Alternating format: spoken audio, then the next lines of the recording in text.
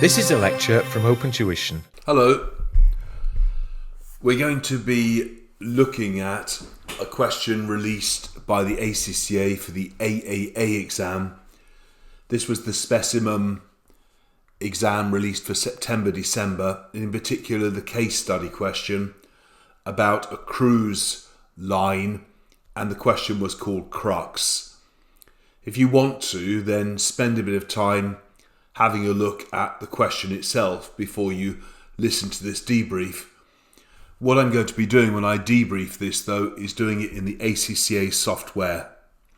So if you want, pause the recording, go and have a look at the question first, maybe do a little bit of planning, and then come back to this recording. So in terms of exhibits, what we've got here are some introduction at the start, telling us about the year end, telling us, which is the 30th of September 05, that the client is listed, and it looks like it's a new client, and they've got 3 brands, which they often have in these questions, or 3 subsidiaries, but this is brands. There's the email from the partner, which will show instructions generally and how the marks are split. Some background information, financial information, and a meeting notes, again those meeting notes again amongst the audit team. In terms of response options, there's briefing notes and a spreadsheet. Even if you're given a spreadsheet in AAA, I would not use it personally. I think I would just use the regular typing thing. You're not going to be producing streams of calculations. If you do, they're not going to be marked. So I would stay away from the spreadsheet and stick with the briefing notes. So you then have a little look, don't you, at the email first of all to see what horrors that we're going to be facing. And in the email, it tells us that we've got to evaluate audit risks for 26 marks. So as always, we're going to be asked about audit risk. It has to be a key part of this exam. So that's expected. We're just never quite sure how many marks it will be for. Secondly, we've got to do audit procedures on one specific area, which is segmental reporting. And you're probably saying that doesn't sound very nice. Then we've got to consider job acceptance. So job acceptance, some kind of special assignment.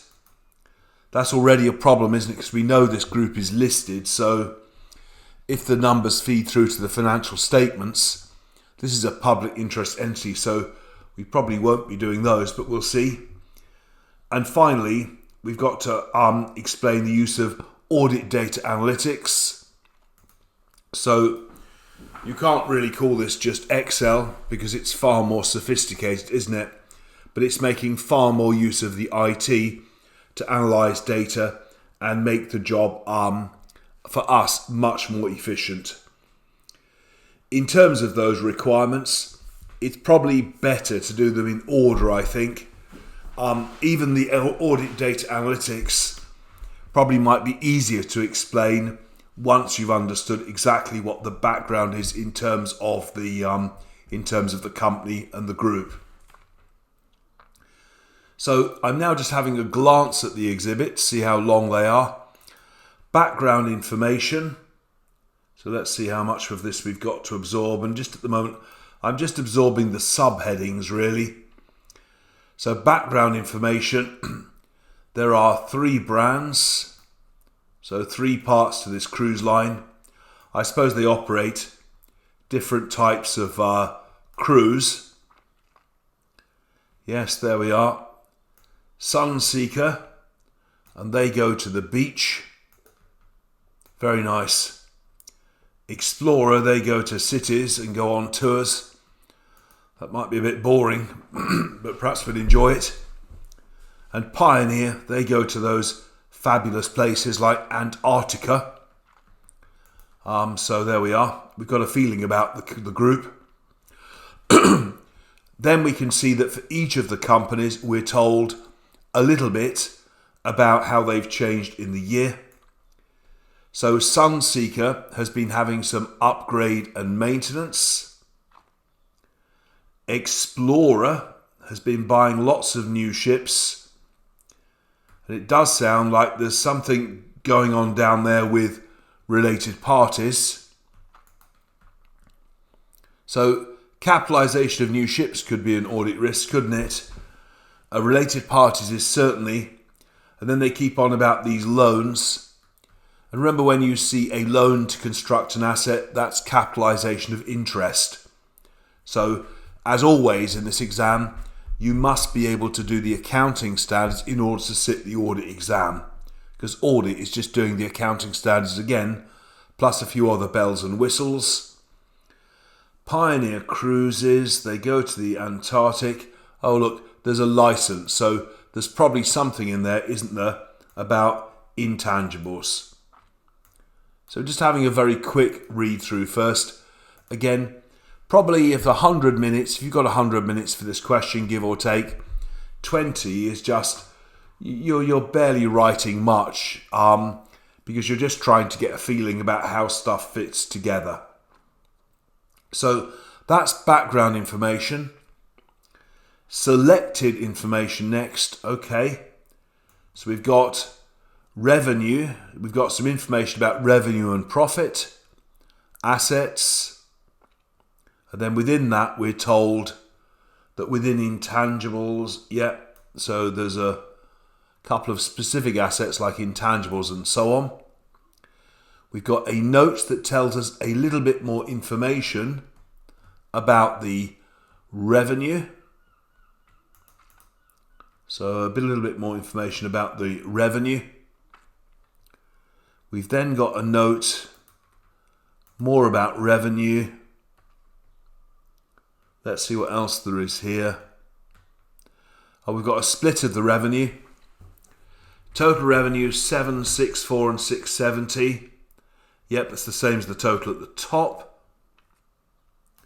A bit about the licenses being amortized and a bit about some PPE. So I might do a little bit of selective highlighting here.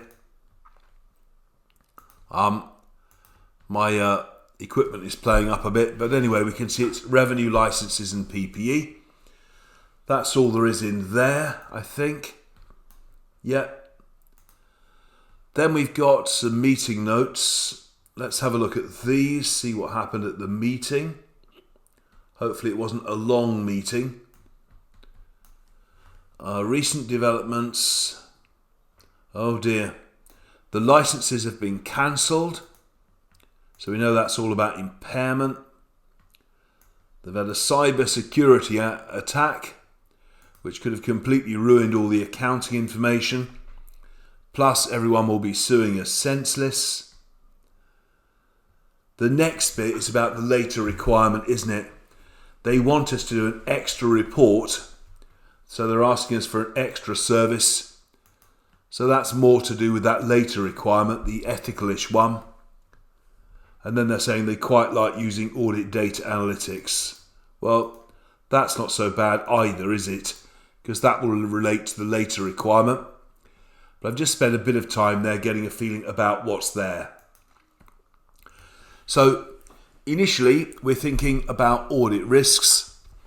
Remember, when we think about audit risks can arise at the financial statement level. Things like going concern. I didn't see anything about going concern. Or bad controls. I saw plenty about that. Or fraudulent reporting. Not sure if I saw anything about that, but certainly they've got a controls issue because of that cyber security. Other audit risks, again, arise because balances and transactions are overstated or understated. So just spending a bit of time doing a little bit of initial planning around there. And we've got four, we know from the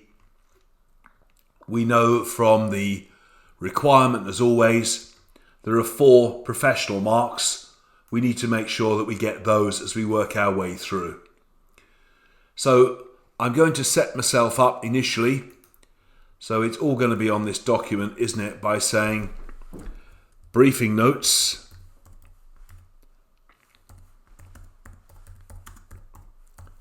and the company is called Crux, and the year end. I would always, I think, show the year end.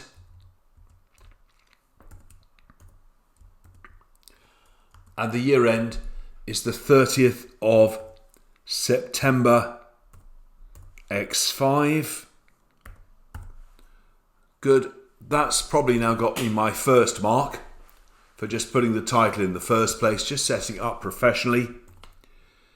To get the second mark, I need to do an introduction. It needs to be brief. So these briefing notes summarize audit risks, on the company, audit procedures, on segmental reporting,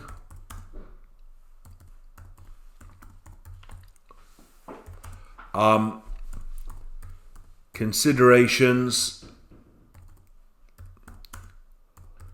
on acceptance of an additional assignment, and the use of audit data analytics. Again, don't write anything else. You've now got your second mark. Will you get a third mark for a conclusion? No. So don't bother with the conclusion unless you're really bored, but it won't get you another mark anyway. You've got 2 marks. You'll get your third mark if you then start using sensible subheadings right the way through. And then the fourth mark, it depends on the way you write. So you might get it, you might not get it, but you can certainly get 3 marks. So we're now going into the first requirement, which is the audit risks. And I'm going back now. We're going to have to jig around a little bit, aren't we? Because I'm going back now just saying, right, what are these audit risks that we can see as we look through? Some will disappear and some won't disappear. So right at the top, we noted, in fact, right in the requirement, we noticed it was a new client. So I'm going to put that down. It's never going to get more than a couple of marks, but it's worth raising as an audit risk. So let me just put that one. So audit risks, new client. I'm not going to write it yet. I'm just trying to sort out my ideas. From there, Sunseeker has had an upgrade, so they're bound to make a mistake with all those upgrade costs, aren't they? So I'm going back now and saying there's going to be an issue with the upgrade costs. There's a subheading. Then what have we got? We've got there's a related party transaction. Something's going on with that, isn't it? So I'll put related party transaction. And I also noticed in that same paragraph there was an issue with capitalization of finance costs. What else? We might find others. Oh, we've got this license in Pioneer. So there's probably an issue with licenses.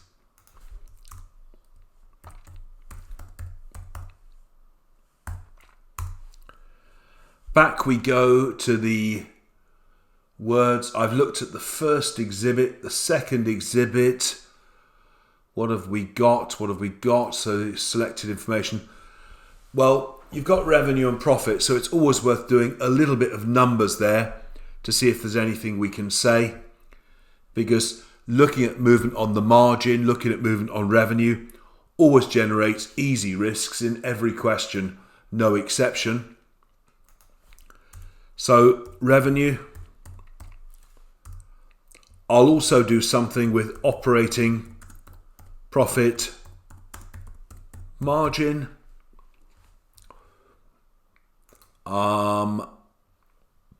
Let's see what else we've got in that. That's all about revenue, loads about revenue.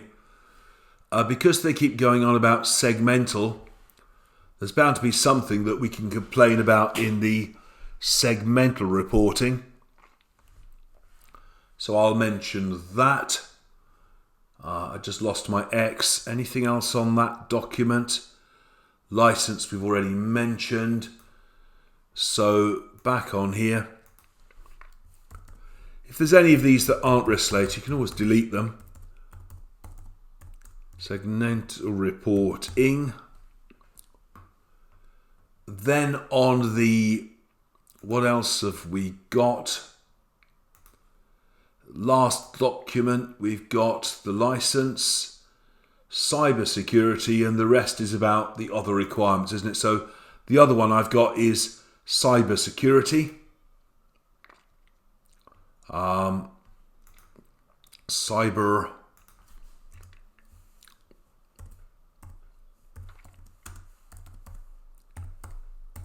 security. I've got what, 1, 2, 3, 4, 5, 6, 7, 8, 9 risks. That should be plenty to keep us going, shouldn't it? Examiner, as you know, would give up to 3 marks for a risk. I don't think you should say you expect to get 3 marks for a risk. It depends on the quality of what we do. Stuff like new client would only get 2 marks. I suspect on this one the revenue might be worth a bit more because there's lots of issues. I suspect that on the cyber security there are many issues, so there might be new things there. So we're off with the new client. There's not very much to say. It's always the same things, isn't it? So I'm just saying straight away, crux is a new client. And we always say the same couple of things about that, no exceptions. So this means increased detection risk because of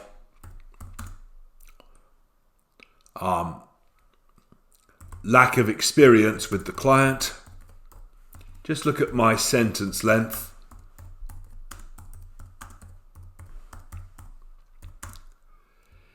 In addition, remember the big issue with the new client is that the opening balances might be misstated. So in addition, the opening balances are this year's comparatives which have to be produced in the accounts.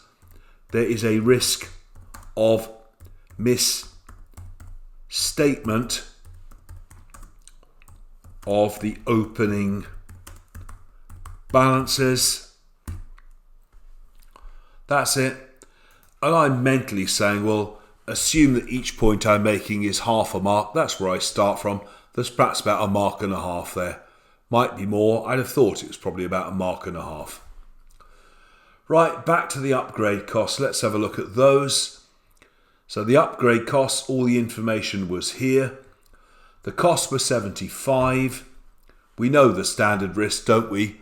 That upgrades are probably capitalised. Maintenance must be expensed. And it does say they've put in new things like cinemas. So if you put a cinema in, that must be a capital item. If you just maintain stuff or repair stuff, it will be a revenue item. It's good if I can just get a mark sometimes for explaining whether things are material. So this is 75. What could you compare it to in the financial information?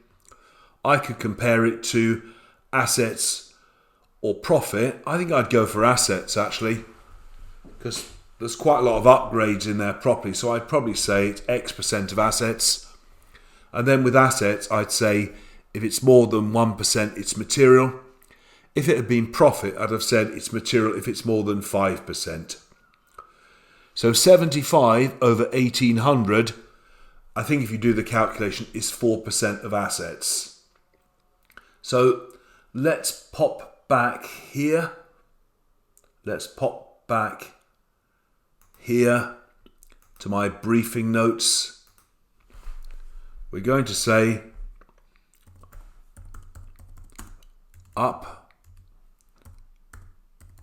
upgrade costs. Which company were they? Which division were they on? They were on the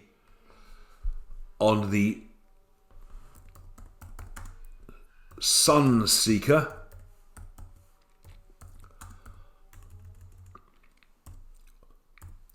Are 4% of assets and therefore material. Would there be any point in showing a working? None whatsoever, because if you can't divide one number by another and come out with the right answer, so if you've shown how you thought it was 9%, it's just wrong, isn't it? So don't bother with workings. It's just silly in this exam for things like that. We've decided they're material.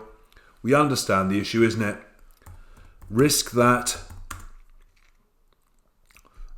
maintenance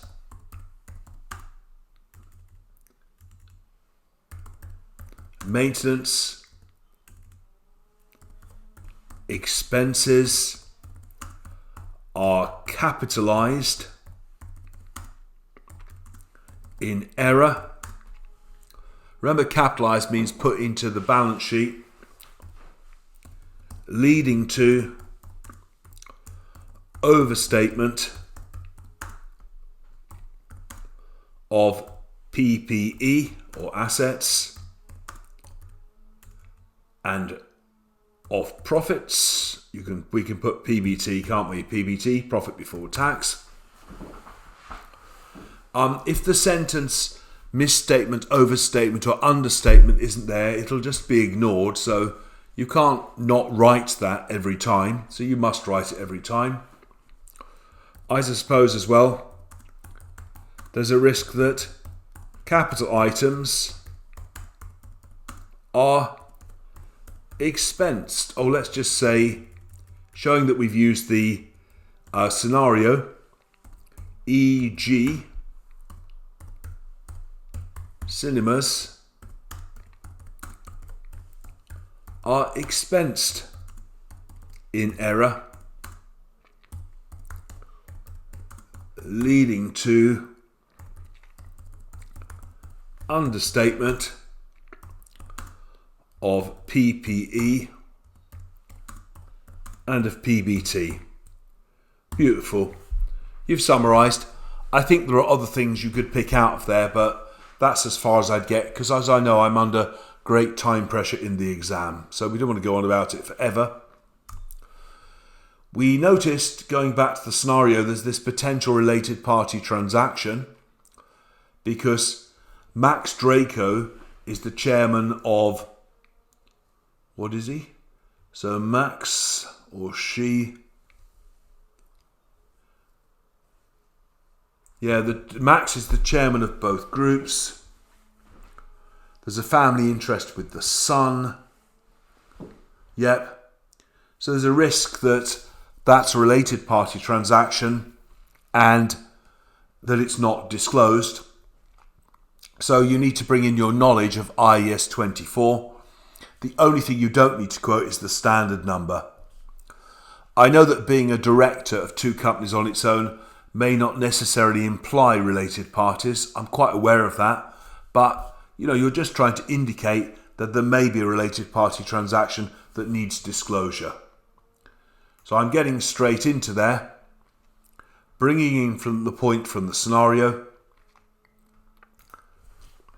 So saying that Max Draco is chair of our client and of a major supplier of ships. Sounds funny, doesn't it? But I think that's perfectly right. Therefore, risk of non-disclosure of, now I put related party transaction, if I type RPT, risk of non-disclosure of RPT, because Max Draco is key management. That's the phrase, isn't it? You could also, I could have said about his son being close family, but that's plenty, isn't it? And the point, therefore, of course, is it material? Well, we know it's always material by nature. Would they expect you to say what you're supposed to disclose? Of course they'll expect you to say it. That's what, auditors do. So they don't say, I don't know what you disclose. So we're just saying in this case, again, that Crux should disclose, well, the relationship and the transaction. Good. So I've dealt with Max Draco. Capitalization of finance costs is the next one. We know that they are, again, occurring. They are incurring significant finance costs. So Crux is incurring significant finance costs on constructed assets.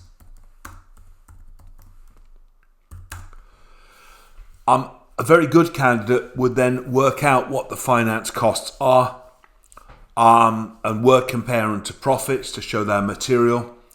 I'm trying to be a middle of the road person and say, well, I don't think I've got time to do that. But I can certainly explain the risk there, isn't there? Because I'm sure in practice you've met accountants who don't even know that you're supposed to capitalise those finance costs. Disgraceful, isn't it? So risk that the finance costs are not capitalised. I'm just putting in brackets. The ships, you know this, are qualifying assets, aren't they? The ones that take a long time to construct. Risk that the finance costs are not capitalised, leading to understatement of PPE and overstatement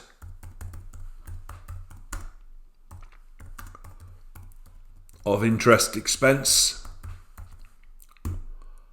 That's very good. So better answer would have been more upfront with the numbers, but I don't think I might not have time to do that because we're under this enormous time pressure.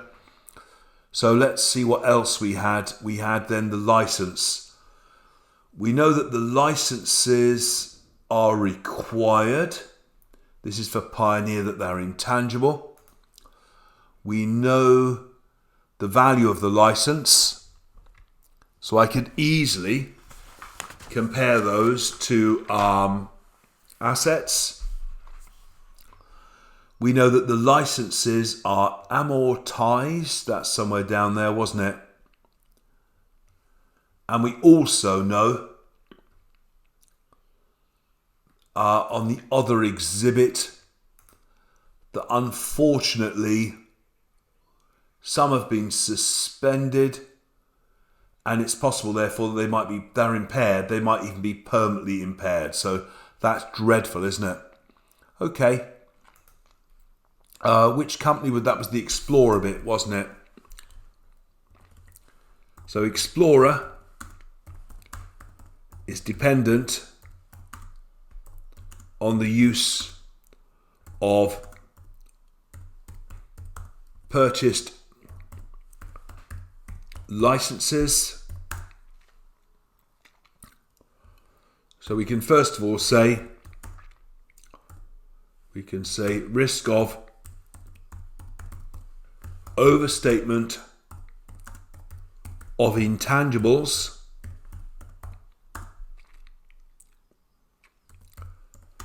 and of PBT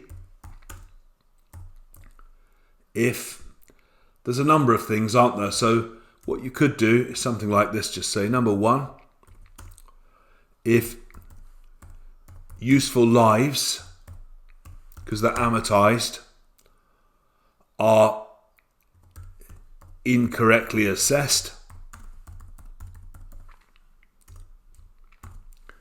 Secondly, more importantly, if impairment losses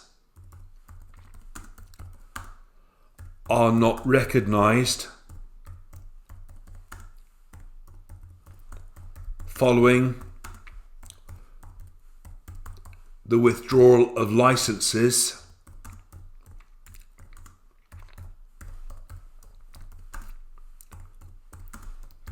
for environmental reasons. And it would be easy, wouldn't it, to pick up a mark by saying licenses are material. Then if we just pop back to the numbers for a moment, we know that the license value it's here somewhere, isn't it? The licenses are 56, assets are 1,800, that's 3% of assets. Good. So licenses are material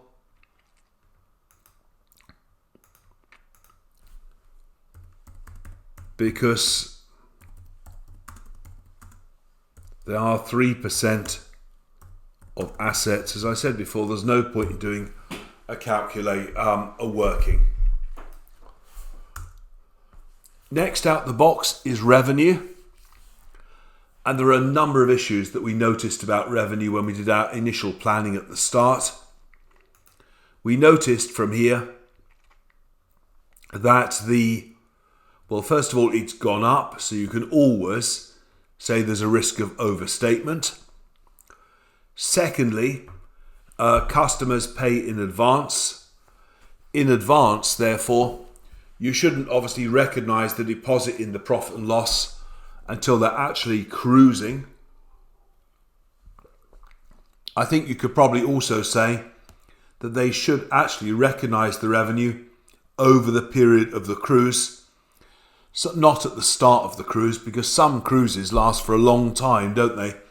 Especially if they get lost or something. And so actually the revenue might be recognised over the wrong, at the wrong time. So that would be good things to say. I mean, a really saucy point to make as well is that when you look down here, I can see that the Pioneer revenue has gone up, which just seems a bit potatoes, doesn't it? A bit bonkers, because I know that Pioneer have been losing its licenses. Is that the right company, Pioneer? I'm just thinking that is it Pioneer that has the licenses? Sometimes you just have to look back very quickly, don't you? It is Pioneer.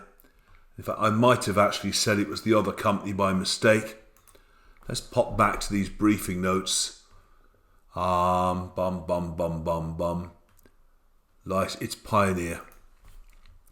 Would I have lost marks for that? Well, if the marker noticed, possibly, but I think if you're just I suspect it's not that serious. Anyway, first thing I can make is that there's a risk of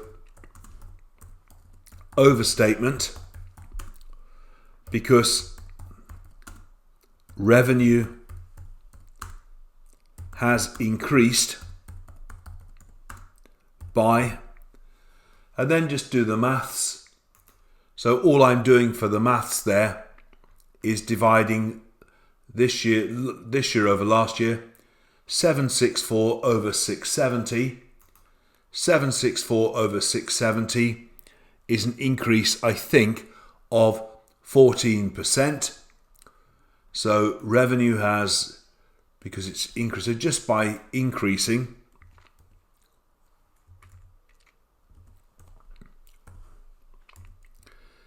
if your paragraph is very short and you then kind of jump straight down and then make another point, well, that's all right. If your paragraph's a bit short, it's absolutely fine, isn't it? No one's going to measure your paragraph. They're just going to measure your answer to see if it's any good. But there is clearly a point about overstatement, risk of overstatement of revenue, and understatement of deferred income. Remember, deferred income is a liability. So you could say liabilities. If customer deposits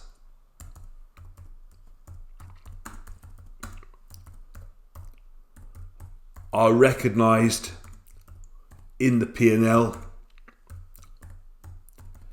before the time of the cruise,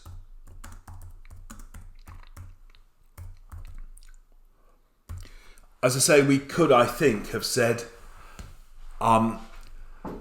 it's probably inappropriate to recognise it at the start of the cruise, but all the time I'm watching that clock, which is ticking away all the time, as you would be.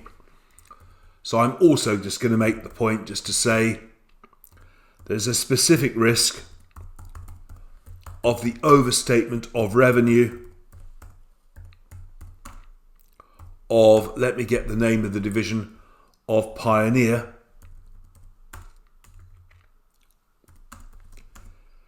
as an increase in revenue of,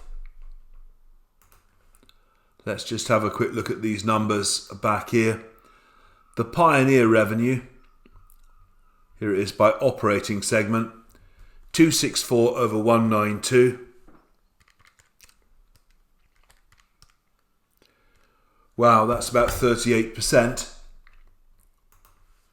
I won't type wow. Of 38% is inconsistent with the loss of licenses.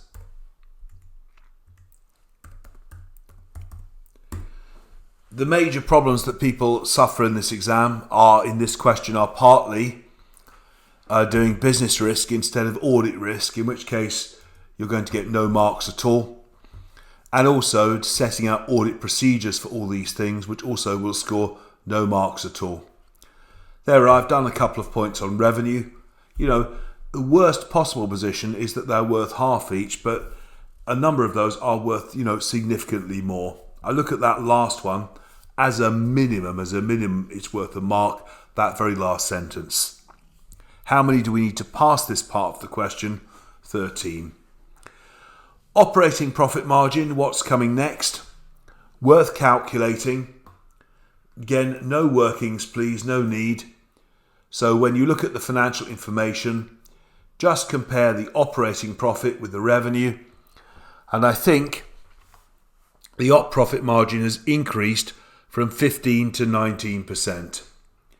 So I'm going straight into my answer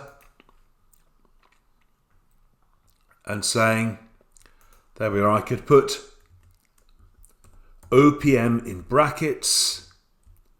OPM has increased from, what did we just say? 15% to 19%. So standard things, isn't it, that when margin goes up, is that risk that revenue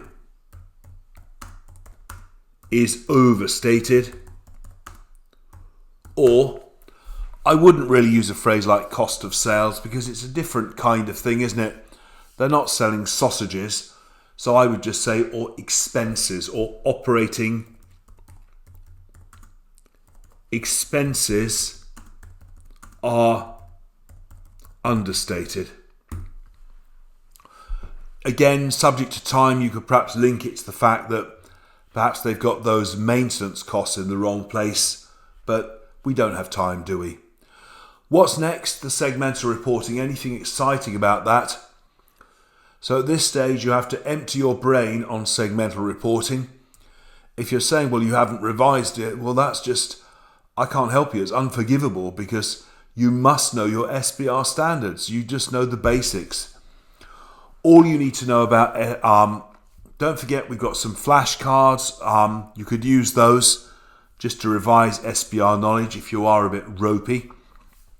Anyway, the OpenTuition flashcards, good for a bit of revision. Anyway, back over here. What do we know? We know that operating segments are those reported to the chief operating decision maker. They have to have separate financial information. And we also know that there's a 10% rule. So anything that's 10% or more of revenue must be separately disclosed. And that's why they keep on about this 15% from on-board sales. That should be a separate operating segment because it's more than 10%. So that's the point of what they're going on there. So we can say, risk that the segmental disclosure is inadequate,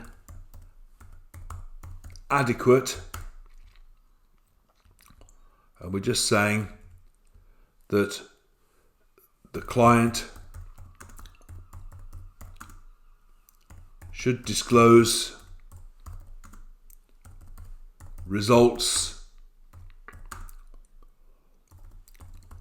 of operating segments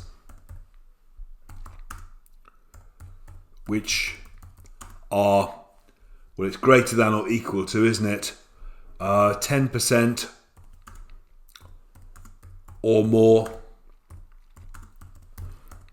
of revenue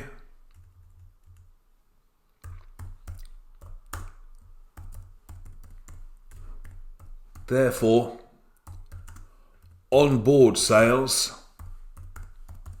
they've really got you on these cruises, you know, because once you're on board, you can't go anywhere else for a cup of tea, so you've got to pay them £15. Don't get me going about that. Anyway, on-board sales, which are 15% of revenue, should presumably be separately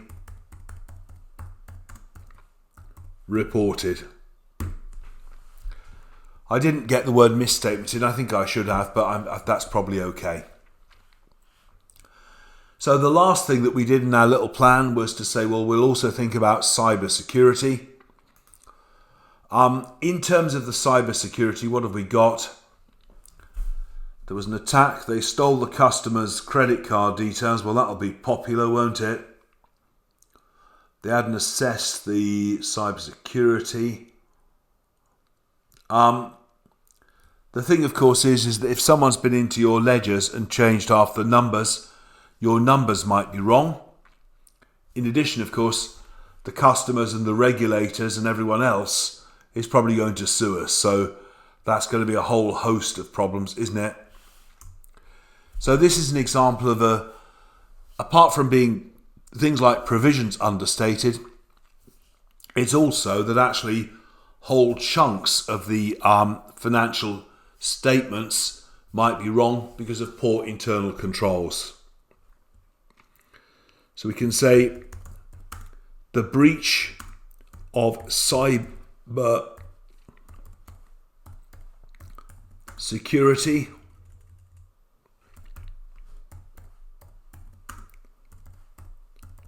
represents a significant internal control weakness.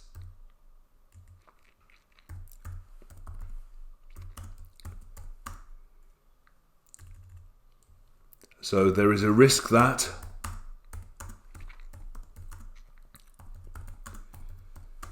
the accounting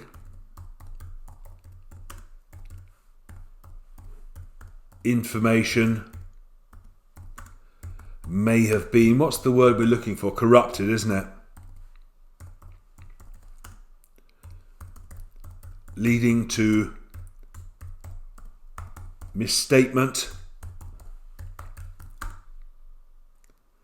in the financial statements. In addition, we've got this point about customer data being lost. So customer data has been stolen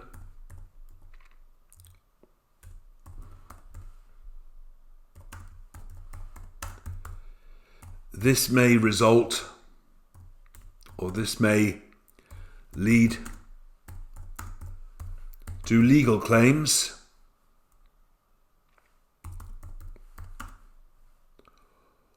or fines from customers or regulators. Now off we go, let me just finish regulators. Off we go with the standard sentence to finish this, which you should have learned for the exam. Risk of understatement of provisions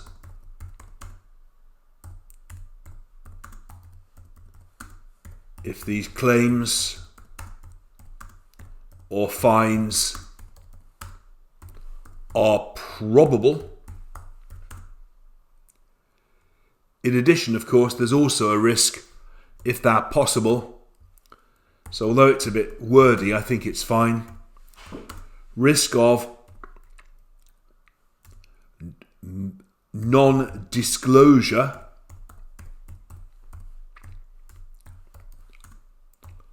of contingent liabilities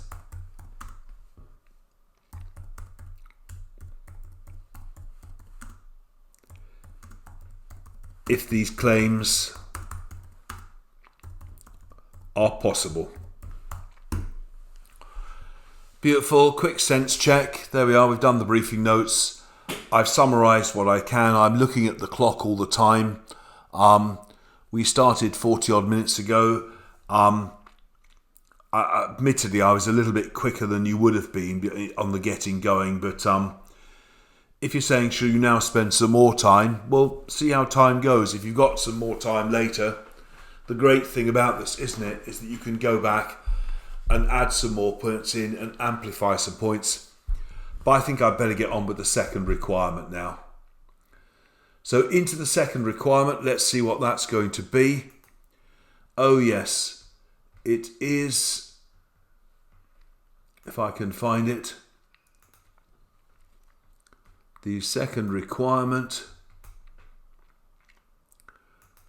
Well, that's strange. It's for some reason on my, this must be just on my machine. It now seems to have disappeared. Or was it in the background? It's right, it won't disappear in your exam. But when we analyse the requirements in the first place, to know what I've done with it, when we analysed the requirements in the first place, we said that the next requirement was to identify procedures in respect of procedures on segmental information. I think if you're looking at the paper copy of the exam, you can see the requirement. I think it was there before, wasn't it? Anyway, let's not stop going on about it. So I now need procedures on the segmental information. 5 marks, and that doesn't sound very pleasant at all, does it? So miss a couple of lines. On we go. We're now going into, I just might be quite clear and just say, look, we're now moving to requirement B. I know you don't see that really in briefing notes. Then in capital letters,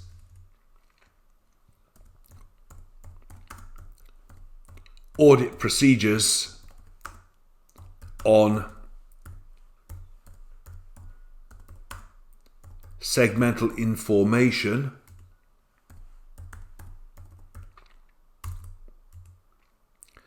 We're after 5, and because I'm an old-fashioned guy, I'm just going to number them. It's 5 marks, just so I don't start listing 20. Though that's not very likely on this at all, is it? This would be a part of the question on which people would score weekly, I think. And don't stress about that. It's only 5 marks.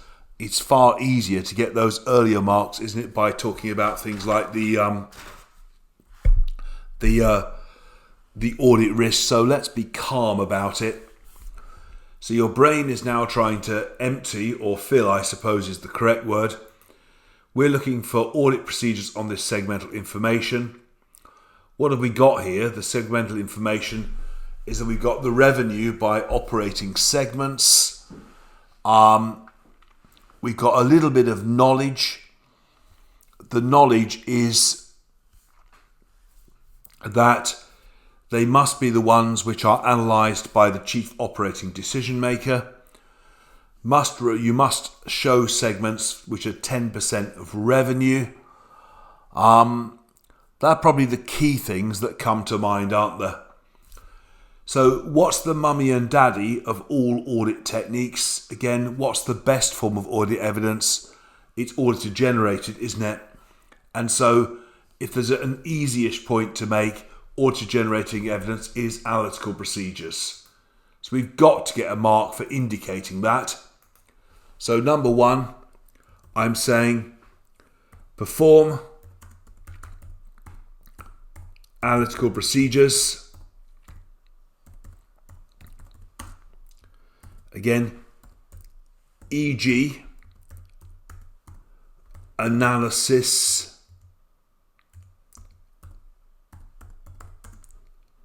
of revenue and margin by segment or by operating segment. Now that's enough, but for the mark, what does it mean the auditor actually does? Is they look at last year's figures, they look at what's happened this year, they close their eyes and say, I think this year's figure should be so much, compare it to the actual, and then investigate discrepancies and things that do not actually make sense. Second thing, I need to make sure that the information, again, that we're talking about is what the chief operating decision maker looks at. So you could discuss it with them, or you could look at the information that's sent to them. They must have some kind of management pack. I'm going to actually discuss. So discuss with the chief operating decision maker, but you could say the chief executive officer, what information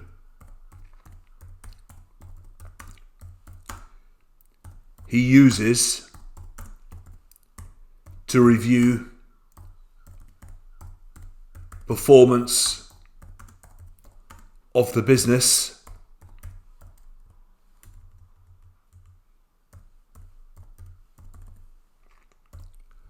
I might just change the information into segments and just change the wording here, which I don't seem to be able to spell anything today.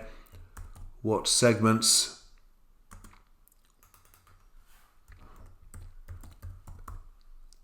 or what segmental analysis, I think it's a he, it's a Max, isn't it, used to review the performance of the business. There we are. And compare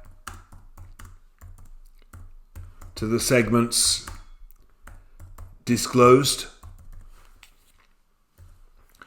You could corroborate that by looking at the board minutes just to see if that's what happens, because presumably at the board meeting, the chief executive comes in and shouts at people and says, you, the head of Sunseeker, you're fired.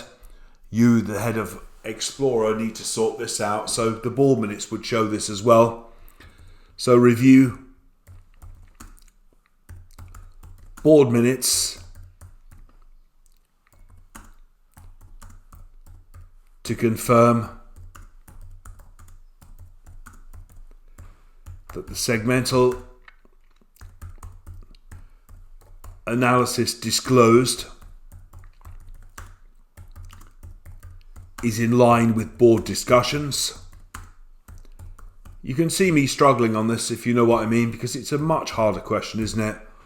And every question's slightly different. What could we do? We could do the 10% test, couldn't we? So,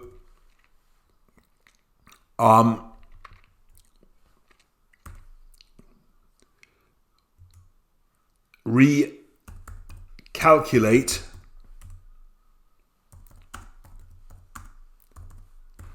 the segmental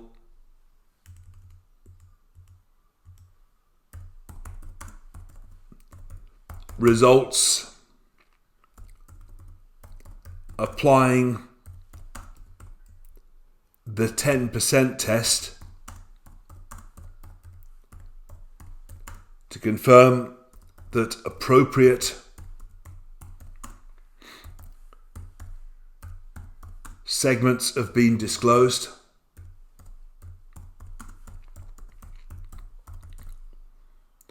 You'll notice that my answer will not be the same as the ACCA necessarily, because there's a bit of open marking here. Let's have a look to see what else we could do. We noticed that the 15%, the onboard sales should be separately disclosed. So you could say propose adjustment for that, or certainly discuss. So discuss with management why the 15% onboard sales are not disclosed as a separate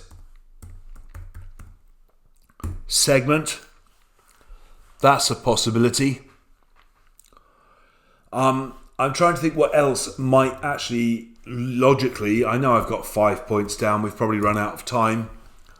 I'm wondering whether there's something to do with controls that might get credit there, because if their way of identifying segments is sensible and coherent, that gives us some comfort. So I'm going to gamble on this. A standard controls thing, you can say they're not asking for just substantive tests. Evaluate and test controls. You can always use that if you're struggling on, there we are, the identification, or reporting even would be okay. Let's say on the reporting of segmental information. I would give credit for that. But all it means is, of course, that it's an important disclosure for listed companies, and you wouldn't want to give that accounts preparation to someone who's an apprentice and only been with the business for 20 minutes. So you do your best on there. I always think that a student that gets half marks on that bit or gets 3 out of 5 is doing extremely well. So don't over-desperate yourself. Don't write rubbish. Notice every time, if you look at 2, 3, 4, 5 and 6, you see that magic word, well, more or less, 2, 3, 4 and 5, that word 2. I'm always trying to say why the test is there or indicate that. And I've tried to think of things that are realistic. As always, I'd stay away from detailed paperwork because I don't know what the paperwork is. So because I had a bit of time there, I was able to do something a bit rational, but that's very hard.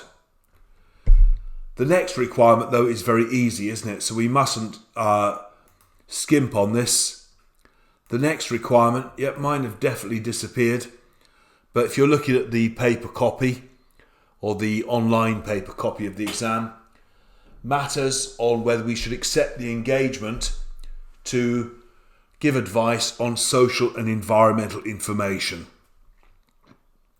So there is my next requirement. So I can now plan this up a little bit. So these are matters on acceptance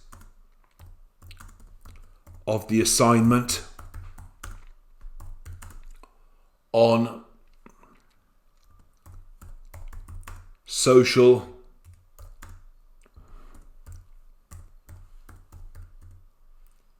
and environmental information. So what sorts of things do you normally assess in those sorts of questions? Well, everyone has their own little mnemonic. The one that I have says, well, think about, this isn't part of my answer, by the way. Everyone has their own mnemonic. I use this one, which is trim rot.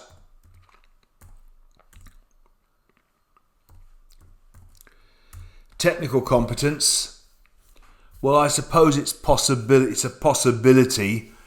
Were they asking for CO2 emissions? No, but stuff like water recycling. So I'll put that in, but I mustn't go on about it forever. Technical competence. R stands for resources.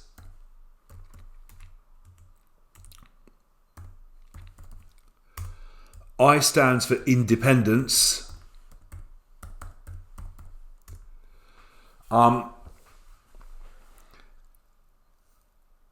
M stands for money laundering checks, which is relevant to new clients, not here. R just stands generally for risk. I'll put that down. O is looking at the outgoing auditor when you're taking over a job. That's not risky. That's not an issue. T stands for an engagement letter. So I'm saying, well, I can't think of anything there, but I'll see what there is coming out of all of this. And now I'll have a look back at the scenario. So I've just gone for trimmer to get me going and get ideas down. So background information, I don't think there was anything there. Financial information, nothing there. Team meeting notes, here we are. So energy consumption, water efficiency, because they have to recycle their water. Perhaps we won't go into the method actually. Charitable donations and diversity in the workplace. So some things there are a problem in that we may not have the expertise and may need to use experts. It's urgent. It needs to be done in the next month. So that's definitely an issue, isn't it? In addition, they're going to pay an X enhanced fee. So some people would see an enhanced fee as a bit of a bribe, which might link back to self-interest threat. So they're the things that we've got. When you think about the ethics, of course, would any of these numbers appear in the accounts? Would water recycling appear in the accounts? No. Would charitable donations appear in the accounts? Yes. So that would give rise to self-review threat. We know from the start that it's a public interest or listed company. So there we are, matters that should be considered in deciding. 10 marks, which is quite a lot of marks, isn't it? But let's just get going. Technical competence. Don't go on about it in a defeatist way, but I'm just saying that we may need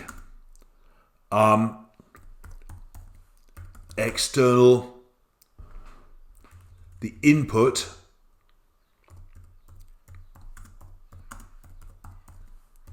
of external experts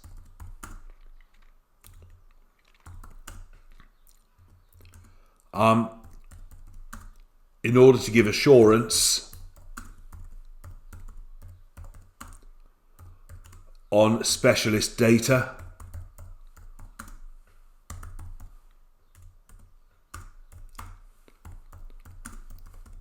For example, water recycling.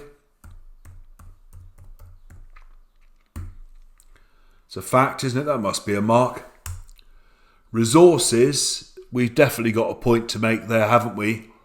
Because the client requires the work to be completed within 1 month, it may be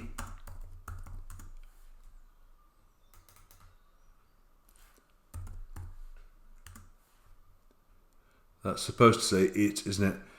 It may be. Try not to make it too defeatist, which some students come across as very miserable in the exam and just don't want to do any work at all. And just say, oh no, I'm not doing that, I'm not doing that, I'm not doing anything. So it may be that we do not have staff available within the time frame. Fine. I will mention a point on risk before we get back to independence. And the point about risk is that this is a listed company.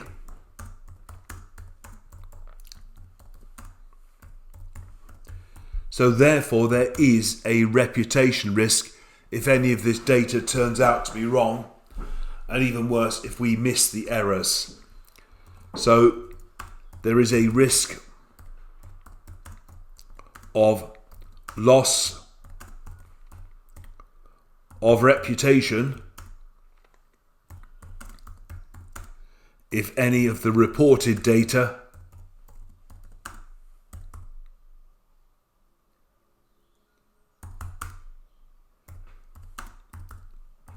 is later found to be untrue. So the ship they will be recycling, but it could be, of course, that, you know, if you were actually on the cruise, you found out that there were 7 sailors at the back throwing everything overboard for the seagulls, even though the seagulls don't particularly like eating stuff, whatever they're chucking out. So, you know, there is that reputation risk for us. So it's listed, it's a big thing if things go wrong. Do stress that trim rod was just not part of the answer. I'll take it out now. But listen to the recording again if you want to hear the explanation. Now we can get down to independence. So independence, remember with independence you're looking at threats and you're also looking at principles. So, professional competence and due care. I've just remembered that. So I might mention that a little bit further up. So risk, there we are. That's the great thing about the software, isn't it? Risk of breach of the principle of professional competence and due care if we do not have the relevant expertise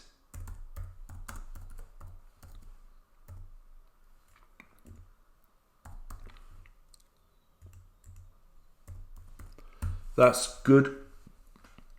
Good that we got that in. Now, independence, let's see what we've got. We've definitely got this self-review thread, haven't we? So we're saying that some of the data, e.g. charitable donations,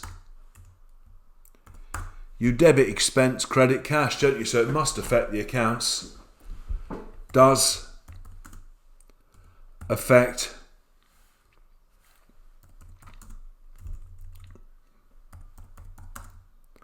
the financial statements. So again, there is therefore self-review threat.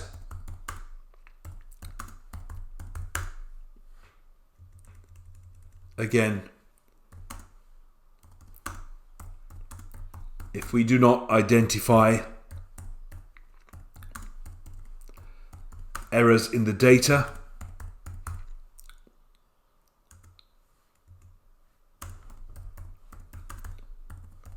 which affect the financial statements. And I'm also saying that as the client is listed,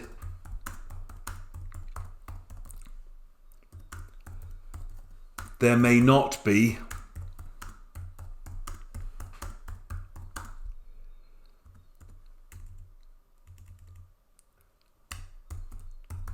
adequate safeguards.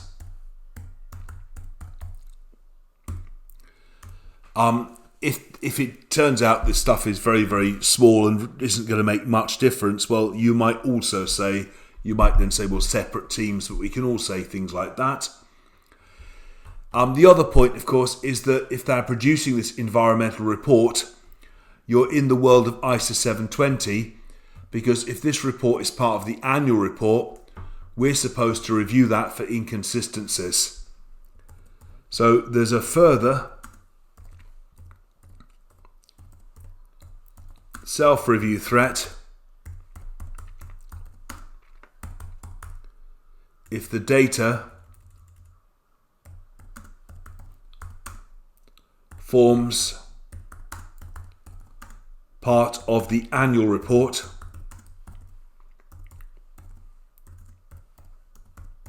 because I'm putting an ISA number. You don't need to, and there's no point in you doing it. It's just to make you look it up in your notes. ISA 720, that's the thing. The auditor should review the whole annual report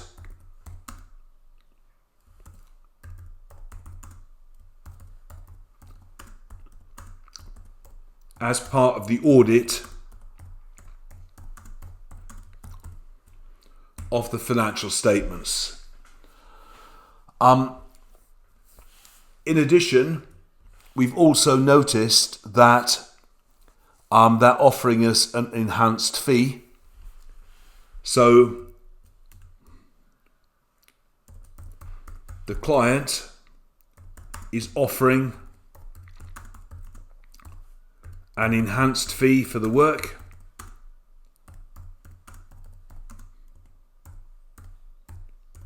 That's like an inducement, isn't it? So this inducement would present a self-interest threat. Please don't name a threat unless you can explain it. Self-interest threat, just putting it in brackets, is where you are auditor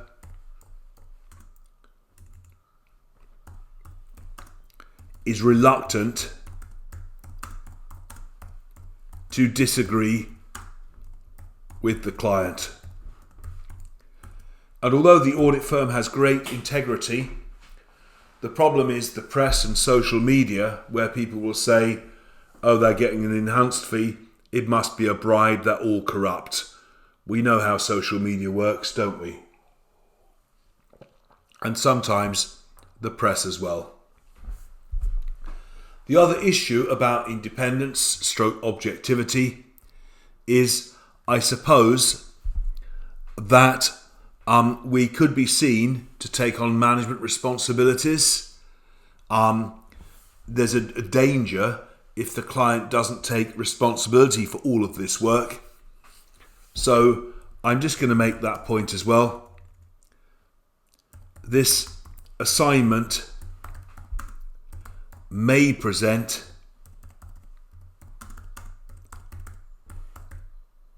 a management threat because they may well ask our advice. I'm just looking back at the scenario for a moment, just seeing what it said there. So can we advise them? Yes, because we want them to advise again, because it back over here,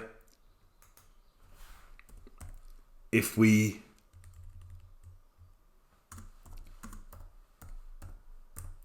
provide advice to the client,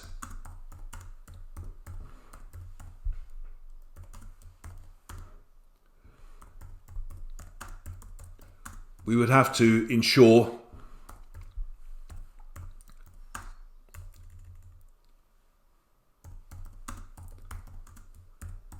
crux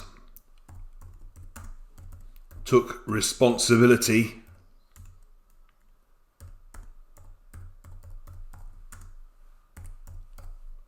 for decisions taken.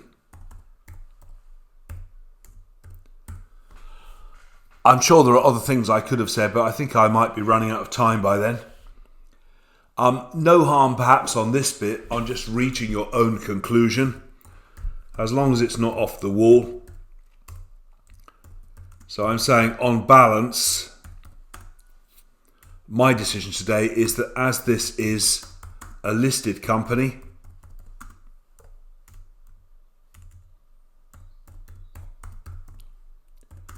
the audit committee, that's a good word to fit in, isn't it, should be notified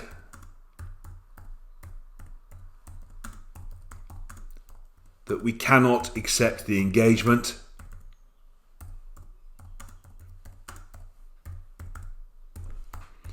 Now, a good way to be diplomatic, rather than just going, no, I'm not doing it, is say, in its current form. So you could say, have you got any other jobs you want me to do?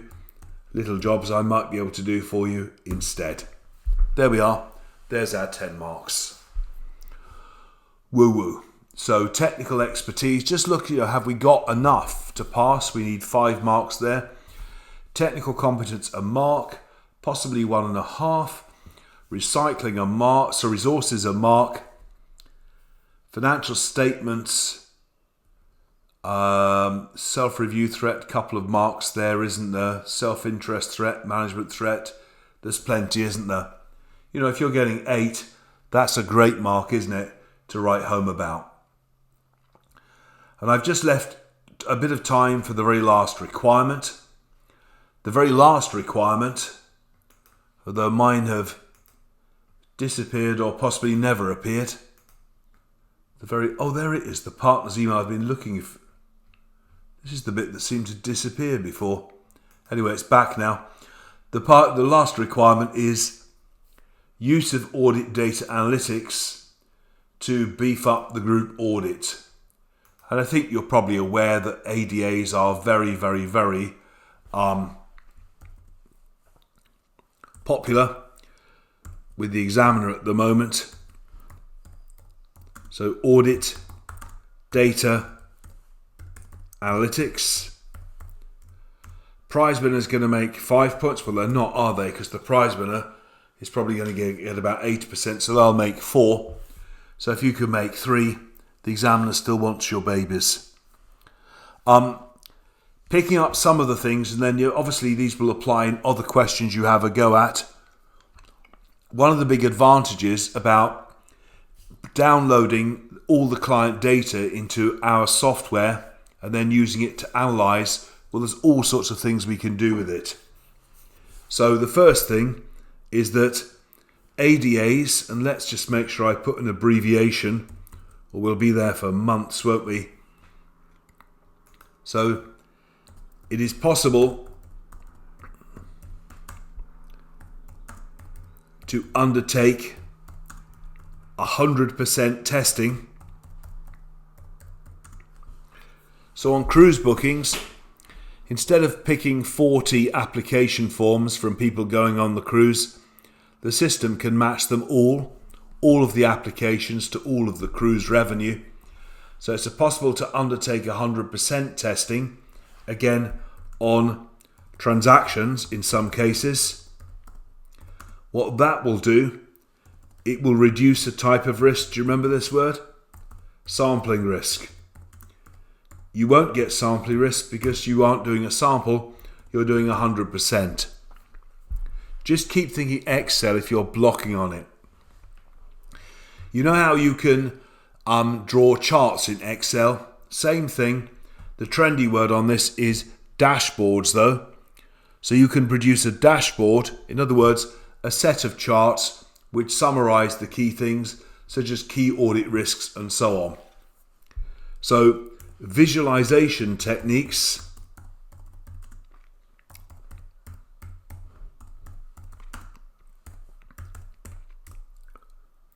enable the auditor to identify, for example,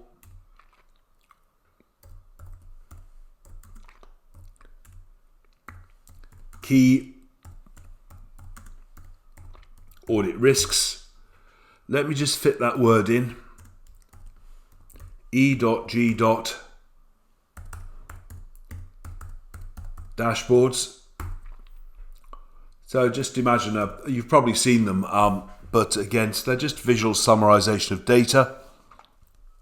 So that visual representation again makes things clearer. One of the big uses of audit data analytics is to look at journals in particular, work out who posted them and when, particularly around the year end, and then work out if something funny is going on. So unexpected journal originators or dates or round sum journals. So suspicious transactions,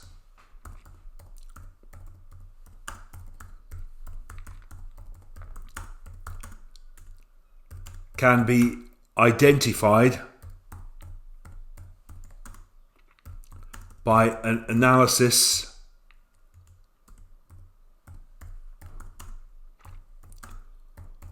of journals, e.g. unexpected, I'm going to use the word originator just for the person who puts them in, or no, unexpected person processing the journal, unexpected date, things done in the middle of the night or at the weekend, round sum. So it's those sorts of things, round sum amounts. What else? Again, introducing another phrase that's quite useful, and that's this word outliers. Things that are outside set parameters. So let me type the word down first of all, so we can identify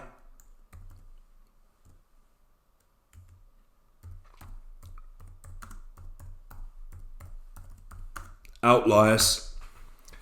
When you sit the audit exam, then if most candidates who pass are getting between 50 and 60%, and then there's a few very good ones getting 60 to 70, a couple getting 70 to 80, and then you get one getting 100%. That's an outlier, isn't it? You're kind of saying, hello, how did they do that? Anyway, they can identify outliers at the end of the day, which are exceptions, which would be outside expected, I'm sorry for the jargon, parameters. So for example, I'm going to say cruise ships where onboard sales, again have negative margins. Another one again would be cabins occupied by more than 2 passengers. And this is absolutely serious because it may be that you can get 3 or 4 in there. So Mr. and Mrs. Perkins may well take her old mum, that's fine. But if they find out that one cabin's got Mr. and Mrs. Perkins, Mr. and Mrs. Edwards, Mr. and Mrs. Patel, again, you're trying to say, well, it looks like actually an overstatement of revenue. So things that are unexpected results, again, audit data analytics. There's a few anyway. May not be 5, but I think we probably would have more or less run out of time by then. So let's recap for a moment, just see what we did. We started off by finding the requirements. There we were, which I seem to keep losing, but we found the requirements. That was fine, wasn't it, for those first marks? We looked at each document initially just briefly to see what sorts of things were there, noting the subheadings. And then with the audit risk, which is the most significant part of the answer, the audit risk that's the most significant part of the answer, I know what I was doing wrong now. Again, I put the headings in first. So these headings, like new client upgrade costs, I got from the scenario, then I expanded them later. Exactly the same on Requirement C. Requirement C, use a mnemonic like TRIMROT, or you'll have your own. TRIMROT, if you missed it, T is technical competence, R is resources, I is independence, M, not relevant here, is money laundering checks, R is risk, O is outgoing auditor, and T is terms of engagement. So do practice as much as you can. We've done that to real time, so we're just under an hour and a half, which is part of the aim of things, just to say, well, it does take that long. And clearly, if you've had practice like that, it's going to make your chance of success in the exam infinitely better. Thanks for your time, and now I think it's time we all went and got a nice cup of tea.